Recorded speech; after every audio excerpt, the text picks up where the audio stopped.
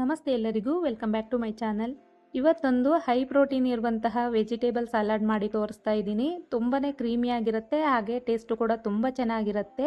ಹೆಲ್ತ್ಗೆ ತುಂಬಾ ಒಳ್ಳೆಯದು.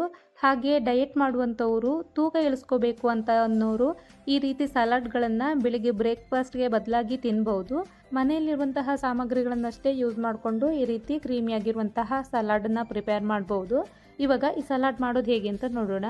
ಈ ಸಲಾಡ್ ಮಾಡೋದಕ್ಕೆ ಒಂದು ಬೌಲ್ಗೆ ತುರಿದಿರುವಂತಹ ತರಕಾರಿಗಳನ್ನು ಹಾಕೊಳ್ತಾ ಇದ್ದೀನಿ.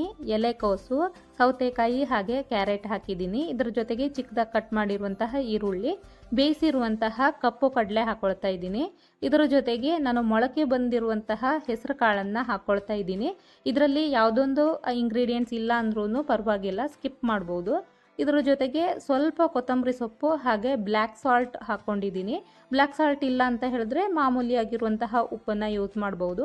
ಇದೆಲ್ಲವನ್ನು ಒಂದು ಸಾರಿ ಚೆನ್ನಾಗಿ ಮಿಕ್ಸ್ ಮಾಡ್ಕೊಳ್ತಾ ಇದ್ದೀನಿ. ಈ ರೀತಿ ಮಿಕ್ಸ್ ಮಾಡೋದ್ರಿಂದ ಇದರಲ್ಲಿ ಸ್ವಲ್ಪ ನೀರಿನ ಅಂಶ ಬಿಟ್ಕೊಳ್ಳುತ್ತೆ.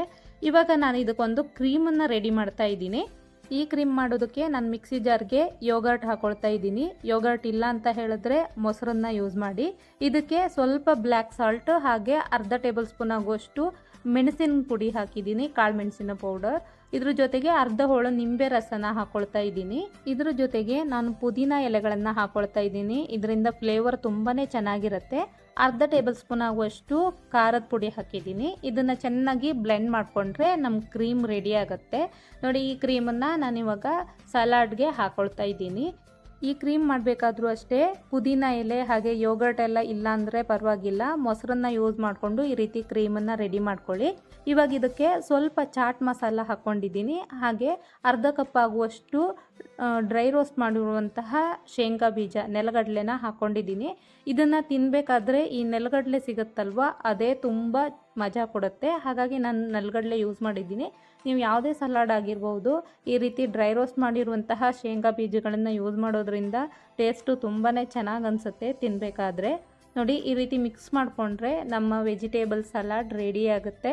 ಬೇಯಿಸಿರುವಂತಹ ಕಡಲೆಕಾಳು, ಮೊಳಕೆ ಬಂದಿರುವಂತಹ ಹೆಸರು ಕಾಳು, ಇದರಲ್ಲೆಲ್ಲ ಹೈ ಪ್ರೋಟೀನ್ ಇರುತ್ತೆ. ಹಾಗಾಗಿ ನಾನು ಇದಕ್ಕೆ ಹೈ ಪ್ರೋಟೀನ್ ವೆಜಿಟೇಬಲ್ ಸಲಾಡ್ ಅಂತ ಹೆಸರಿಟ್ಟಿದ್ದೀನಿ. ತುಂಬಾ ಕ್ರೀಮಿ ಹಾಗೆ ಟೇಸ್ಟಿಯಾಗಿರುತ್ತೆ.